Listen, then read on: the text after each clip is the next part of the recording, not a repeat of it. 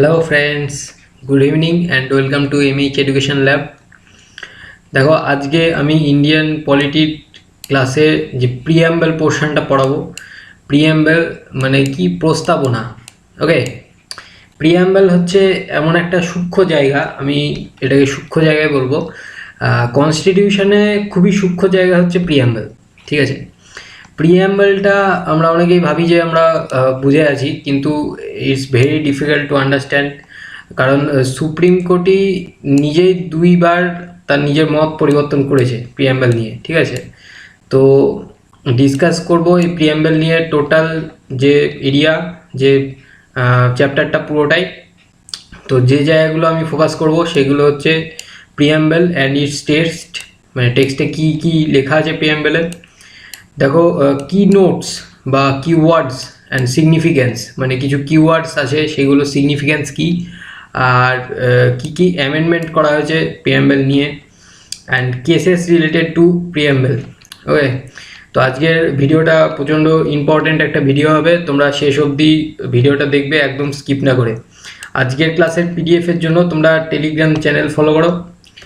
আর দেখো, WBCS এর জন্য এবং অন্যান্য পরীক্ষার জন্য আমাদের Monday to Saturday MH education ল্যাবে ব্যাক টু ব্যাক ক্লাসেস রাখা হয়েছে, যেখানটাতে আমি কর্চিষ্মান প্রামাণিক তোমাদেরকে স্ট্যাটিক জিকের একটা ক্লাস করাচ্ছি, যেটা এভরি ফ্রাইডে অন 6 PM আসছে, এবং এভরি মানডে অ্যান্ড থার্সডে তোমাদের জন্য আমি ইন্ডিয়ান পলিটি ক্লাস করাচ্ছি, যেটা 7 PM আসবে। ওকে, তোমরা ক্লাসগুলিকে ফলো করতে অবশ্যই আমাদের চ্যানেলটিকে সাবস্ক্রাইব করো এবং পাশে রাখা বেল আইকনটি প্রেস করো, যাতে তোমাদের কাছে ক্লাস আসার সময় সময় একদম নোটিফিকেশানটা চলে যায়। দেখো, আগের দিনের কিছু কোশ্চেন নিয়ে আমি ডিসকাস করি। আগের দিনের কোশ্চেন আমি লাস্টে কিছু কিছু রেখে দিয়েছিলাম, যেগুলো তোমরা কমেন্ট বক্সে জানিয়েছো। ফার্স্ট কোশ্চেন ছিল আমাদের ন্যাশনাল সং কি। এটা নিশ্চয়ই আর বলতে লাগবে না, আমাদের জাতীয় সঙ্গীত কি। এটা হচ্ছে বন্দে মাতরম, বঙ্কিমচন্দ্র চ্যাটার্জির লেখা বন্দে মাতরম। দেখো, ফার্স্ট প্রাইম মিনিস্টার অফ ইন্ডিয়াকে, তো ফার্স্ট প্রাইম মিনিস্টার হচ্ছেন জওহরলাল নেহেরু। ওকে, ফার্স্ট ফিমেল প্রাইম মিনিস্টার কে ছিলেন?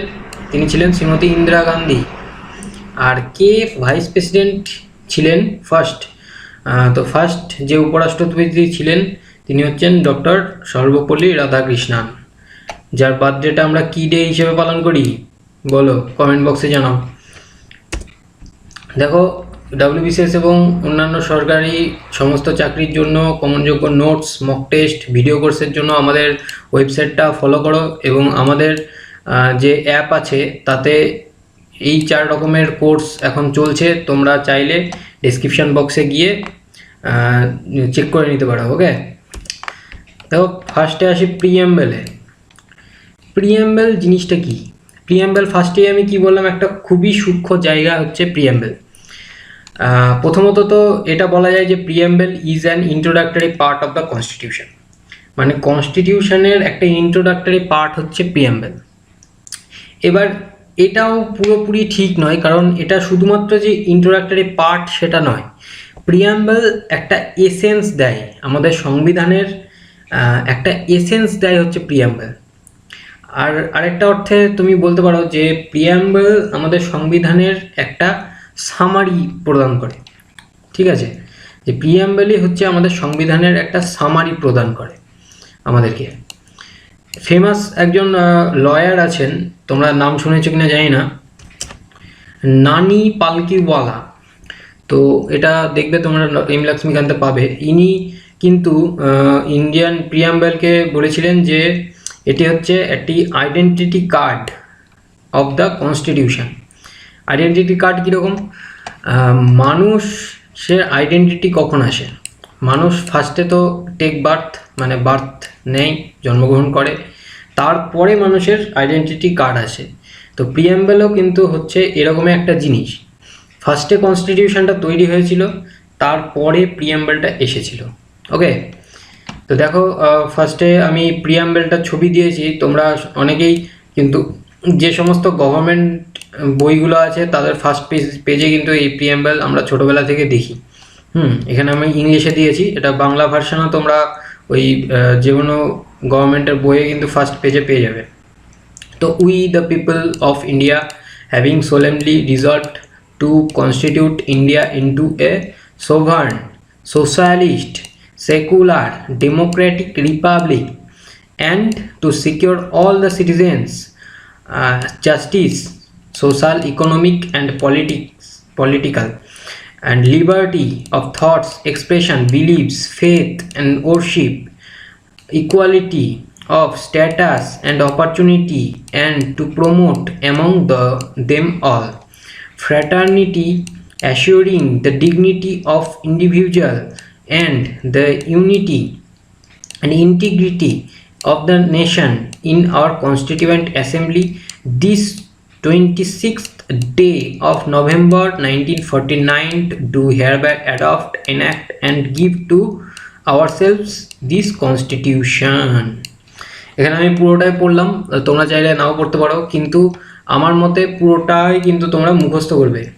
কারণ কি, যা কোশ্চেনের ট্রেন্ড আসছে, তবে পরবর্তীকালে কিন্তু তোমরা ইন্টারভিউতে গিয়ে হয়তো জিজ্ঞেস করতেই পারে, বিশেষ করে WBCS এর ইন্টারভিউতে জিজ্ঞেস করতেই পারে যে প্রিএমবেল তুমি বলো বা প্রিএমবেল টোটালটা লেখো। তখন প্রিএমবেল না পারাটা কিন্তু একটা বিরাট বড় ড্রব্যাকস হয়ে দাঁড়াবে। ওকে, তো তোমরা কিন্তু প্রিএমবেলটা অবশ্যই মুখস্থ করে নিতে পারো, এমন কিছু ব্যাপার নয়। এই যে আইডিয়াটা ফার্স্ট বড় করা হয়েছে USA থেকে। তো আমেরিকা থেকে শুধুমাত্র ইন্ডিয়ায় যে প্রিএমবেল এনেছে তা নয়, বড় করেছে বহু দেশ USA থেকে প্রিএমবেলটা বড় করেছে। আমাদের দেশ এইরকমভাবেই USA থেকে প্রিএমবেলটা বড় করেছে। দেখো, we the people of India, এই কথাটা টোটালটাই US এর প্রিএমবেলে তোমরা পাবে। তো আমাদেরও প্রিএমবেলের সেম জিনিসটাই আছে। এই কথাটার অর্থ আছে, এই কথাটার অর্থ হচ্ছে সোর্স অফ দ্য পাওয়ার কাকে দেওয়া হয়েছে সেটা আমি এখান থেকে জানতে পারি। মানে ফার্স্ট যে ওয়ার্ডটা আছে we the people of India, মানে হচ্ছে ইন্ডিয়াতে যে পাওয়ার সেটা দেওয়া হয়েছে পুরোপুরি জনগণের হাতে, দ্য পিপলের হাতে।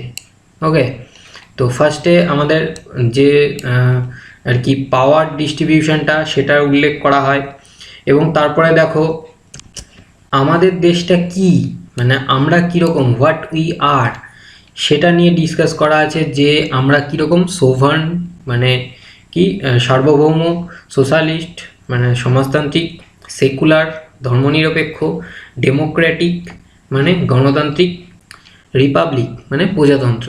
তাহলে আমরা কীরকম বা আমাদের দেশ কীরকম সেটা নিয়ে একটা ডিসকাস করা আছে, এবং আমাদের দেশের যে সিটিজেন তারা কি কি অবজেক্টিভ পালন করবে, আমাদের দেশের সিটিজেনের কি কি অবজেক্টিভ থাকে সেটা তার পরবর্তী সেকশনটায় ডিসকাস করা আছে। তোমরা এটা কি দেখতে পাচ্ছ? না দেখতে পারলে 1 মিনিট তোমরা দাও। এবার তোমরা দেখো টোটালটাই দেখতে পাচ্ছ। তো এই জায়গাটাতে আমাদের ডিসকাস করা আছে আমাদের সিটিজেনদের যে অবজেক্টিভগুলো, ঠিক আছে। তারপরে দেখো এখানেতে দেওয়া আছে কি 26th ডে অফ নভেম্বর, মানে আগের দিনই আমি ডিসকাস করেছি যে 1949 সালের নভেম্বর মাসের 26 তারিখে কিন্তু আমাদের যে কনস্টিটিউশন সেটা অ্যাডাপ্ট করা হয়। তো সেটারও উল্লেখ কিন্তু এখানে প্রিএমবেলে দেওয়া আছে, ঠিক আছে। আরেকটা দেখো জিনিস, সেটা হচ্ছে এই প্রিএমবেলটা অবজেক্টিভ রেজলিউশন সেটার মাধ্যমে আসে। অবজেক্টিভ রেজলিউশনটা এনেছিলেন হচ্ছে পণ্ডিত নেহেরু, তার মাধ্যমে কিন্তু প্রিএমবেল জিনিসটা ইনক্লুড করা হয়। তিনি অবজেক্টিভ রেজলিউশনটা এনেছিলেন হচ্ছে 13 তারিখ, ডিসেম্বরের 13 তারিখ, কবে? 1946 সালে, 1946 সালের 13ই ডিসেম্বর কিন্তু তিনি এই রেজলিউশনটা আনেন, কিন্তু সেটা অ্যাডপ্ট করা হয় 22শে জানুয়ারি 1947 সালে। ওকে, তোমরা পারলে মনে রাখতে পারো এই জিনিসটা, ইম্পর্টেন্ট ভীষণই। অবজেক্টিভ রেজলিউশনের মাধ্যমে কিন্তু এই প্রিএমবেল জিনিসটা আর কি ইনক্লুড করার প্রসেসটা হয়। তো সেটা এখানে দেখতে পাচ্ছ যে ফার্স্ট টাইম প্রস্তাবটা আনে হচ্ছে 13ই ডিসেম্বর 1946-এ এবং সেটা অ্যাকসেপ্টেড হয় বা অ্যাডপ্টেড হয় 22শে জানুয়ারি 1947-এ। ওকে, আর দেখো ফার্স্টে আমি একটা জিনিস বললাম যে কনস্টিটিউশন অ্যামেন্ডমেন্ট করা যায় কি না। আমি ফার্স্টেই দেখো ডিসকাস করলাম কনস্টিটিউশন অ্যামেন্ডমেন্ট করা যায় কি না, তার অ্যান্সার হচ্ছে এই জায়গাটায় যে কনস্টিটিউশন অবশ্যই অ্যামেন্ডমেন্ট করা যায়। কনস্টিটিউশন অ্যামেন্ডমেন্ট করা হয়েছে একটা টাইম, যেটা হচ্ছে কি 1976 সালে 42তম অ্যামেন্ডমেন্ট অ্যাক্টের মাধ্যমে অ্যামেন্ডমেন্ট করা হয়। অ্যামেন্ডমেন্ট মানে সংশোধন করা হয়, প্রিএমবেলকে সংশোধন করা হয় 1976 সালে 42তম অ্যামেন্ডমেন্ট অ্যাক্ট দ্বারা। এই একটা বারই কিন্তু প্রিএমবেলটাকে অ্যামেন্ডমেন্ট করা হয়েছিল এবং সেই টাইমটা তিনটে কথা কিন্তু অ্যাড করা হয়, সেটা হচ্ছে সোশ্যালিস্ট, সেকুলার এবং ইন্টিগ্রিটি। এই তিনটে কথা কিন্তু পরে অ্যাড করা হয়েছে, হ্যাঁ সেটা মনে রাখতে হবে যে সোশ্যালিস্ট, এই যে সোশ্যালিস্ট, সেকুলার অ্যান্ড ইন্টিগ্রিটি। ওকে, এই যে ইন্টিগ্রিটি কথাটা এটা অ্যাড করা হয়েছে। নেক্সট দেখো যে কিওয়ার্ডগুলো নিয়ে আমরা ডিসকাস করব সেই কিওয়ার্ডগুলো দেখো। সোভার্ন মানে সার্বভৌম, socialist, secular, Democratic, Republic, justice, liberty, equality, fraternity. তো এই জিনিসগুলো নিয়ে আমাদের ইন ডেপথ বুঝতে হবে, ঠিক আছে? কারণ এই জিনিসগুলো নিয়ে প্রচুর কনফিউশন থাকে। তোমাদের এক্সাম প্রসপেক্টিভ হোক বা চলার স্বার্থেই হোক, তোমাদের কিন্তু এই জায়গাগুলো একটা মানে লুসিড ধারণা কিন্তু থাকতে হবে, ঠিক আছে? ফার্স্টে আমি ডিসকাস করবো 3 A's অফ প্রিয়াম্বল, যেটা হচ্ছে কি সোভার্ন, সেকুলার এবং সোশ্যালিস্ট। তো 3 A's এর প্রথম এসটা হচ্ছে সোভার্ন। সোভার্ন মানে হচ্ছে সার্বভৌম। সার্বভৌম মানে কি? সার্বভৌম মানে হচ্ছে একটা দেশ কোনো রকম বাইরের ইনফ্লুয়েন্স দ্বারা প্রভাবিত হবে না, মানে একটা দেশ সম্পূর্ণভাবে স্বাধীন এবং সে নিজের পলিসিগুলো নিজের মতোভাবে বানাতে পারে, ঠিক আছে? তো আমাদের দেশ আমাদেরকে সোভার্ন হিসেবে দেখায়। আমাদের সংবিধানে আছে যে আমাদের দেশ হচ্ছে সোভার্ন একটা দেশ, মানে আমরা নিজেদের যে পলিসিগুলো, ইন্টারনাল পলিসি হোক বা ফরেন পলিসি হোক, যে কোনো পলিসি আমরা নিজেদের মতো করে পালন করতে পারি। কোনো বাইরের দেশই আমাদের নিজস্ব পলিসির মধ্যে ইন্টারফেয়ারেন্স আনতে পারবে না, ঠিক আছে? আর সোভার্নের যে অ্যান্টোনিম সেটা হচ্ছে সুজার্ন।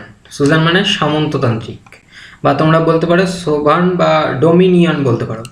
যে ভারতবর্ষ কিন্তু প্রায় 200 বছর ব্রিটিশদের ডমিনিয়নে ছিল, মানে ব্রিটিশরা যে সমস্ত বিল বা অ্যাক্টগুলো আনতো সেগুলো কিন্তু ভারতকে মানতে হতো অ্যাট এনি কস্ট।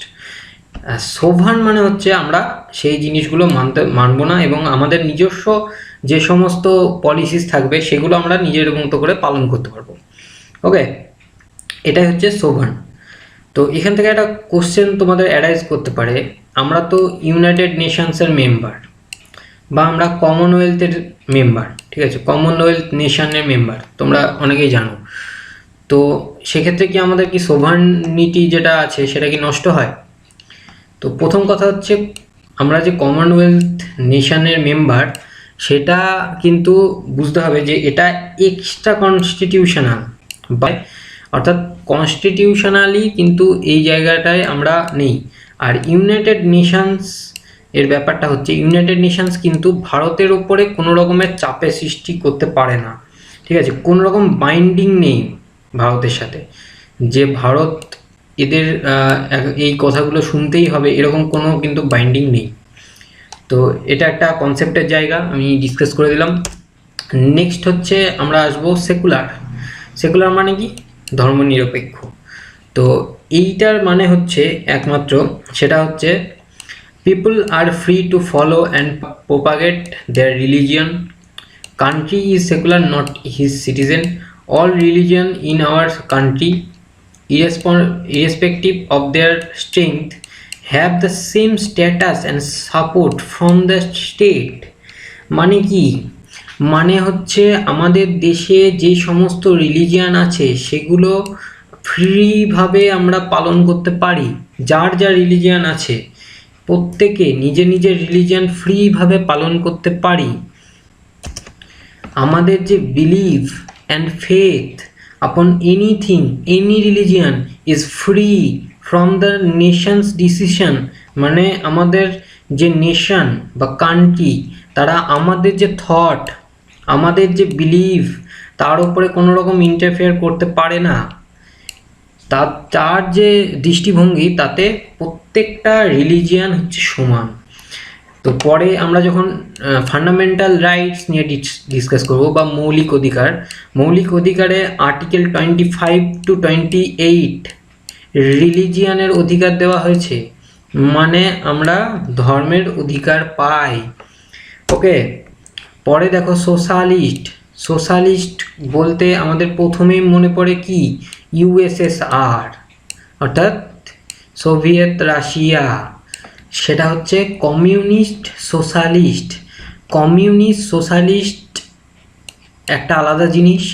আর আমরা যে সোশ্যালিজমে বাস করি, আমাদের একটা নিজস্ব ব্র্যান্ড আছে। সেই ব্র্যান্ডটা কি? ব্র্যান্ডটা হচ্ছে আমরা মার্কসিস্ট সোশ্যালিস্ট এবং গান্ধিয়ান সোশ্যালিস্টের মিক্সড ভার্সান। ওকে, জিনিসটা আমি আরও ইলেবোরেটলি বলছি, দেখো বুঝতে পারবে।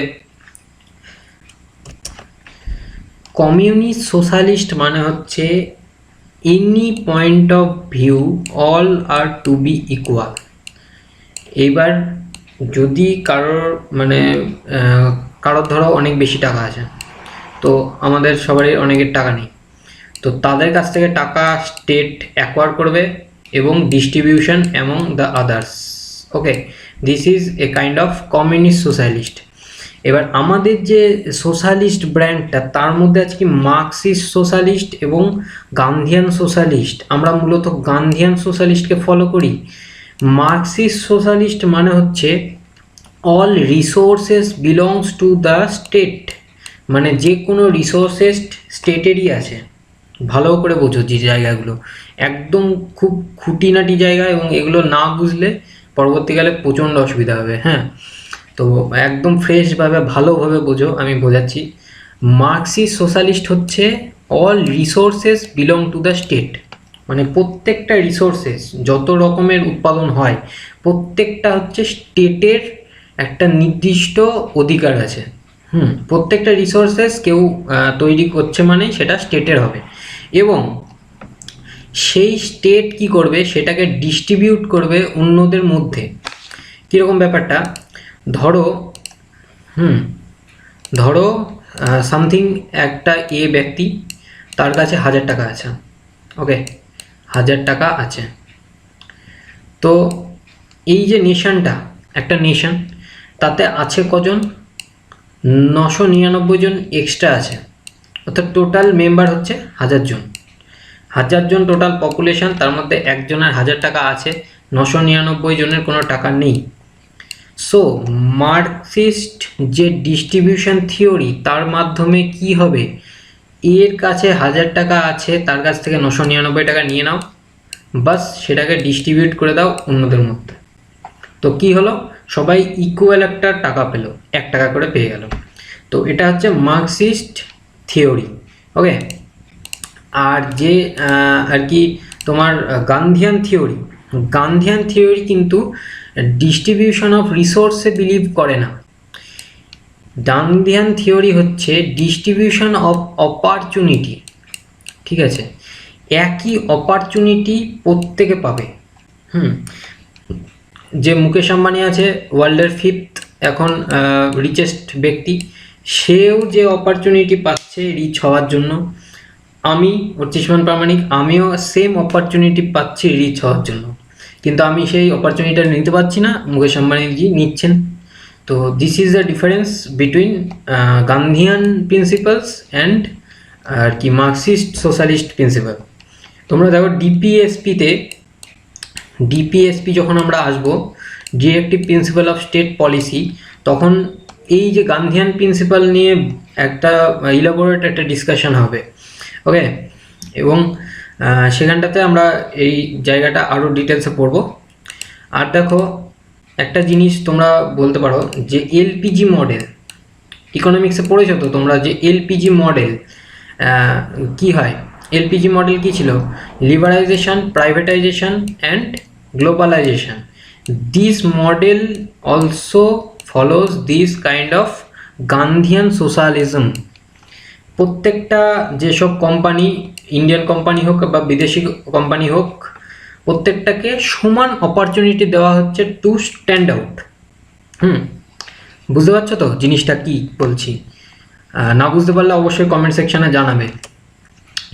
দেখো তারপরে ডেমোক্রেটিক কথাটা মানেটা কি? ডেমোক্রেসি বলতে বোঝায় হচ্ছে social and political democracy. Social and political democracy মানে যে উই দ্য পিপল, ফার্স্টে কি বলেছিলাম যে all the power is in the hand of people, আমরা মানুষের হাতেই সমস্ত পাওয়ারটা আছে। তো তখনই তো বলা হয়েছিল যে উই দ্য পিপল। তো this is the Democratic nature, মানে আমাদের যে লিডার থাকে PM, prime minister, prime minister হচ্ছেন আমাদের দ্বারা ইলেক্টেড, মানে আমরা জনগণের দ্বারা ইলেক্টেড। ওকে, মানে প্রাইম মিনিস্টার হবে কি জনগণের দ্বারা elected. All executives are accountable to legislature, লেজিসলেচারের অ্যাকাউন্টেবল হয় প্রত্যেকটা এক্সিকিউটিভ। কেন? দিস কাইন্ড অফ নেচারের জন্য, ডেমোক্রেটিক নেচারের জন্য। ওকে, তারপরে দেখো রিপাবলিক। রিপাবলিক মানে কি? রিপাবলিক মানে হচ্ছে আমাদের যে স্টেট তার যে লিডার হবে, ফার্স্ট কি হলো আমাদের কান্ট্রির লিডার বা আমাদেরকে যে লেজিসলেটিভ বা এক্সিকিউটিভ সাহায্য করবে তিনি আমাদের দ্বারা ইলেক্টেড হবেন। এখন কি হচ্ছে আমাদের যে স্টেটের লিডার হবে, দ্যাট মিনস কি প্রেসিডেন্ট, প্রেসিডেন্টও কিন্তু আমাদের দ্বারাই নির্বাচিত হয়। কি হয়? ইনডাইরেক্টলি ইলেক্টেড হয়। তোমরা জানো, অনেকে জানো না, কিন্তু আমি বলে রাখি যে প্রেসিডেন্ট নির্বাচন হয় indirectly. Okay, let me clear this. আচ্ছা, তারপরে আসছে হচ্ছে জাস্টিস। জাস্টিস মিন, এটা বলার কোনো অপেক্ষা রাখে না, those judiciary system is all about justice. ঠিক আছে, আমাদের যে social justice, political justice, economical justice, this all are included in justice. এই কথাটার মধ্যেই সমস্তটা ইনক্লুডেড আছে, social justice, political justice, economical justice. তোমরা বুঝতে পারছো তো আমি কি বলতে চাইছি? দেখো প্রত্যেকটা কিছু যে কনস্টিটিউশন তৈরি কেন করা? কারণ যাতে আমাদের যে সাধারণ জনগণ তারা জাস্টিস পায়। গভর্নমেন্টাল স্ট্রাকচার বা এক্সিকিউটিভ স্ট্রাকচার কেন বানানো? কারণ যাতে আমরা অল সমান অপরচুনিটি পাই এবং ইনজাস্টিস না হয় কারোর জন্য। কারোর ক্ষেত্রেই কিন্তু ইনজাস্টিস যাতে না হয় সেটাই হচ্ছে দেখার বিষয়। তারপরে দেখো জুডিশিয়ারি সিস্টেম কেন বানানো? জুডিশিয়ারি সিস্টেম কারণ কি? জাস্টিস দেওয়ার জন্য। তো এই যে একটা কথা, সেটার মাধ্যমে সমস্ত কথাটাগুলো কিন্তু ইনক্লুডেড। তারপর দেখো লিবার্টি। লিবার্টি কাকে বলা হয়? লিবার্টি মানে হচ্ছে যে একটা লিবারিজম দেওয়া হয়েছে, মানে একটা ফ্রিডম দেওয়া হয়েছে। কার ফ্রিডম দেওয়া হয়েছে? Freedom of thoughts, expression, belief, faith, worship. মানে আমরা এই কাইন্ড অফ লিবার্টি কিন্তু আমরা পাই। এই থট অ্যান্ড এক্সপ্রেশন কি 19 আর্টিকেল 19 আমরা কি ফান্ডামেন্টাল রাইটসের মধ্যে পড়ি, freedom of thought and expressions এবং আদার্স যে সমস্তগুলো আছে সবগুলোই আমাদের আছে, ফ্রিডম আছে। তো সেই লিবার্টির কথা কিন্তু এখানে বলা হয়েছে। কোথায় বলা হয়েছে? প্রিয়াম্বেলে বলা হয়েছে। বুঝতে পারছো তো জিনিসগুলো? তারপরে দেখো ইকুয়ালিটি। ইকুয়ালিটিরও ফান্ডাটা হচ্ছে আমাদের দেশ কিন্তু পুরোপুরি ইকুয়ালিটি বলতে যে সব দিক থেকে ইকুয়াল হবে, প্রত্যেকটা মানুষ সমান জিনিস পাবে বা সমান পয়সা পাবে, সমান স্যালারি পাবে, এটা কিন্তু নয়। ইকুয়ালিটির ব্যাপারটাও আমাদের নিজস্ব একটা ব্র্যান্ড ফলো করে, সেটা হচ্ছে স্ট্যাটাস। এবং অপরচুনিটিতে আমরা ইকুয়াল, স্ট্যাটাস এবং অপরচুনিটিতে আমরা ইকুয়াল, আমাদের কোনো ভিতরে ভেদাভেদ নেই বা ডিসক্রিমিনেশন নেই। তারপরে আসছে হচ্ছে ফ্র্যাটার্নিটি। ফ্র্যাটার্নিটি মানে হচ্ছে সেন্স অফ ব্রাদারহুড, মানে ভ্রাতৃত্ববোধ। আমাদের সবারই মধ্যে একটা ভ্রাতৃত্ববোধ আছে, নাহলে কি করে দেশটা চলছে, এটা তো একদম বাস্তব কথা। যে ডিগনিটি অফ ইন্ডিভিজুয়াল এবং ইন্টিগ্রিটি অফ দ্য নেশন, এই দুটো জিনিসই কিন্তু ভ্রাতৃত্ববোধের ওপরেই টিকে আছে। তোমরা যদি ভাবো যে প্রত্যেকটা মানুষের একটা রেসপেক্টের জায়গা, সেটা কিন্তু সেটা আছে বলেই আজকে দেশটা কিন্তু টিকে আছে, তাই না? নাহলে কোনো রুলস অ্যান্ড রেগুলেশনস কিছুই আসতো না। এবার দেখো আমি কিছু জায়গা রেখেছি, এখান থেকে ডাইরেক্ট কোশ্চেন আসে, তো তোমরা এই জায়গাগুলো মুখস্থ করতে পারো। কে এম মুন্সি, যিনি কি ছিলেন, ড্রাফটিং কমিটির একজন মেম্বার ছিলেন। আমি আগের ক্লাসে ডিসকাস করেছি, যদি আগের ক্লাস না দেখে থাকো অবশ্যই প্লেলিস্টে গিয়ে আগের ক্লাসগুলো দেখে নাও। দেখো তিনি বলেছিলেন horoscope of our sovereign Democratic Republic. কাকে বলেছিলেন? প্রিয়াম্বেলকে, মানে তিনি প্রস্তাবনাকে বলেছিলেন আমাদের দেশের একটা ডেমোক্রেটিক সোভারেন রিপাবলিক একটা হরোস্কোপ। ওকে, তারপরে পণ্ডিত ঠাকুর দাস ভার্গব, তিনি একজন মেম্বার ছিলেন কোথাকার? Constituent assembly. তিনি বলেছিলেন most important, it is the কি টু দ্য কনস্টিটিউশন। কি, কাকে? প্রিয়াম্বলকে। বুঝতে পারছো তো ব্যাপারটা? বুঝতে না পারলে অবশ্যই কমেন্ট বক্সে জানাও। প্রিয়াম্বলকে কি বলেছিলেন? যে কনস্টিটিউশন বা সংবিধানের চাবিকাঠি, চাবি দিয়ে যেরকম তালা খোলা হয়, সেরকম প্রিয়াম্বল দিয়ে কনস্টিটিউশনের ভেতরে প্রবেশ করা হয়। তারপরে দেখো Ernest Barker, sir Ernest Barker, তিনি লিখেছিলেন কি কি নোট টু দ্য কনস্টিটিউশন। কাকে? প্রিয়াম্বলকে। তো মনে রাখতে হবে এটা হচ্ছে কি, ইট ইজ দ্য কি টু দ্য কনস্টিটিউশন, আর এটা কি বলছে, কি নোট টু দ্য কনস্টিটিউশন। দুটো জায়গায় কিন্তু একটু ডিফারেন্স আছে।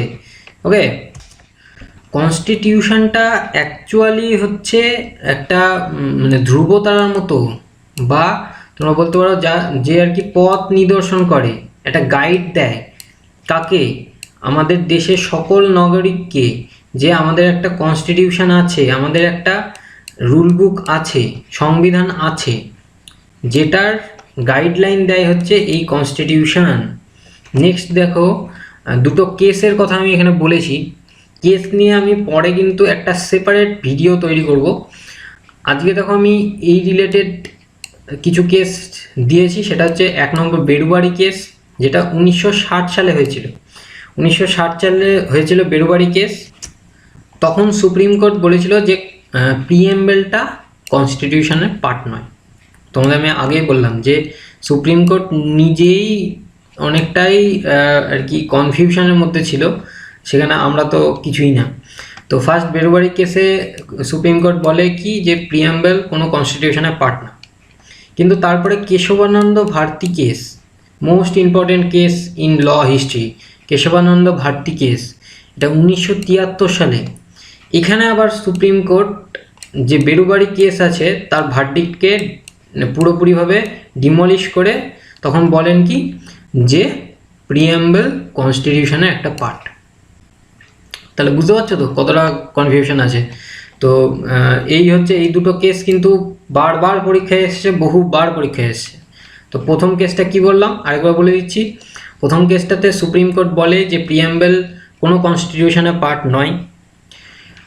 দ্বিতীয় কেসটাতে বলে কি, অর্থাৎ কেশবানন্দ ভারতী কেস, সেটাতে বলে কি যে কনস্টিটিউশনের পার্ট, কিন্তু কিন্তু প্রিয়াম্বেল জাস্টিকেবল নয়। জাস্টিকেবল নয় মানে, জাস্টিকেবল নয় মানে হচ্ছে এমন একটা জিনিস প্রিয়াম্বেল যার উপরে তুমি কেস করতে পারবে না। ঠিক আছে, ফান্ডামেন্টাল রাইটস যদি তোমার ভায়োলেট হয়, ফান্ডামেন্টাল রাইটস ভায়োলেট হয়, তুমি অবভিয়াসলি কেস করতে পারবে। কিন্তু প্রিয়াম্বেল জাস্টিকেবল নয় বাবা। প্রিয়াম্বেলের উপরে যদি কোনো ভায়োলেশন আসে তাহলে সেটার উপরে কেস করা যায় না, সেটা আমাদের মৌলিক অধিকারের মধ্যেও পড়ে না। ওকে, তারপরে দেখো আজকে আমি কোশ্চেন রেখেছি, আজকের পড়ানোর উপরেই কোশ্চেন রেখেছি, এখানটাতেই আমি ভিডিওটা শেষ করব। তো দেখো ফার্স্ট কোশ্চেন, কে বলেছিলেন প্রিয়াম্বেলকে কি নোট টু দ্য কনস্টিটিউশন? তোমরা কমেন্ট বক্সে জানাও। তারপরে দেখো দুটো কেস যেটা প্রিয়াম্বেলের সাথে যুক্ত, কি কি কেস এবং তাদের সালগুলি তোমরা কমেন্ট সেকশনে অবশ্যই জানাও, ঠিক আছে? এক্ষুনি আমি পড়ালাম। দেখো আমার জিকে ক্লাস আছে ফ্রাইডেতে, সেখানটাতে আমি বিভিন্ন রকমের টপিক ডিসকাস করছি। আরেকবার ভিডিও শিডিউলটা বলা আমার রেসপন্সিবিলিটি, আরেকবার বলে দিচ্ছি, স্ট্যাটিক জিকে আমার প্রত্যেক ফ্রাইডেতে 6 PM ক্লাস আসে, সেই ক্লাসটিকে অ্যাটেন্ড করো অবশ্যই। আর ইন্ডিয়ান পলিটি ক্লাস আসে 7 PM মানডে অ্যান্ড থার্সডে। এই ক্লাসগুলো কিন্তু খুবই ইম্পর্ট্যান্ট হতে চলেছে, ঠিক আছে? কোনো সাজেশান বা বেটার করার জন্য যদি কোনো সাজেশান থাকে তো তোমরা প্লিজ কমেন্ট বক্সে জানিও। Thank you, good night.